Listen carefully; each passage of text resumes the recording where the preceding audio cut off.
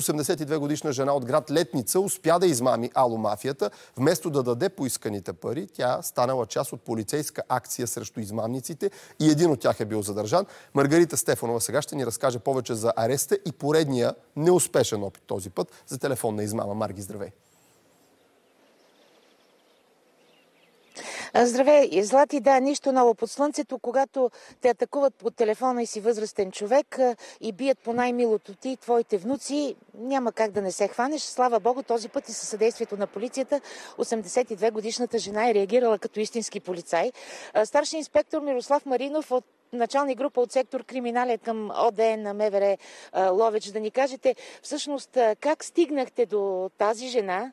По оперативен сигнал или тя самата първо ви сигнализира? Здравейте, доброто на вас и на зрителите на BTV. Значи на 28 април 2025 година, около 15:30 часа в ОДМВР Ловеч беше получен сигнал за това, че спрямо 82 годишна жена, самотно живуща от град Летница, се осъществява опит за телефонна измама. Веднага сигнала беше пренасочен към служители на полицейския участък в град Летница, които, пристигайки незабавно на адреса, виждат на входната врата на имота на жената закачен найлонов плик с голяма сума пари. Аха, да ги даде. Колко са били парите в този плик? Парите са били 2750 лева или сумата, която тя има в наличност в себе си.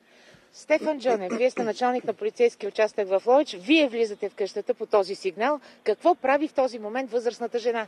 Добро утро. Значи аз се отзовах на сигнала. Влизайки в стаята, видях възрастната жена да разговаря по стационарен телефон.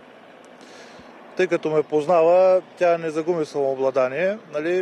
С жестове се разбрахме какво да правим, след което вземах слушалката и чух точно какво и се нареждаше от среща, какво да направи. Тоест тя не е затворила телефона да се паникьоса? Не, тя не затвори телефона, не се паникьоса, изчака, след което се разбрахме как да процедираме в последствие. Какво и казва човека от другата страна на слушалката? Значи човекът ти каза да вземе парите и да отиде до табелата на град Летница, където ще дойде друго лице, което да ги вземе. Това беше като комуникация, след което и каза да остави телефона отворен и като предаде парите да се върне и да му каже, че е предала парите на съответното лице, което ще дойде на място. И сега идва този момент, в който възрастните хора или вярват на вас, или вярват на мнимия полицай. Той от Стара Загора, нали така? Точно така, да. А той какво всъщност, с какво я хваща? Как я хваща на въдицата си? Значи, той и заявява, че внукът и внучката й са направили пътно-транспортно происшествие и са ударили дете на пътека, на пешеходна пътека, което е починало и трябвало да се оттърват, за което им трябвали пари. И така възрастната жена е подведена, за да подготви тази сума, която беше нагласила и беше закачила на външната врата, която е към улицата. Какво се случва след това? След това тя не съдейства. Трябваше да вземе парите и да ги предаде на съответните хора. Пак моля, за съжаление, не стигаме до началото на организацията на алоизмамата. Какъв човек е млад? Защо се е съгласил? Какво ви обяснява всъщност? Той може да е наясно какво прави, но... Значи лицето е младо, да, 22 годишно. Той е търсил работа по обява. Разговаря с лицата, които му обясняват, че е трябвало да взема пари, които ще бъдат дарени и да им ги предава. Колко ще получи за цялата тая работа? Не му е казано точно колко ще получи за цялата работа. Впоследствие ще ли да се доразбират. Предполагате ли, имате ли яснота кой е организатора и дали е един?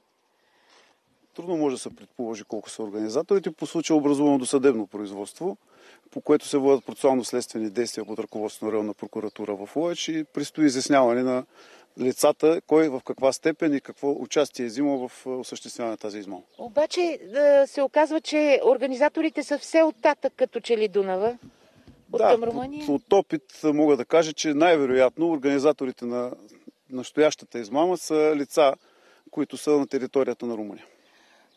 Какво щях да попитам още? Я ми кажете, дали от телефона, който аз имам, на телефона мога да получа такова обаждане? От практиката сме се научили, че такива обаждания много рядко се получават на мобилни телефони. Най-често това се случва на стационарни телефони.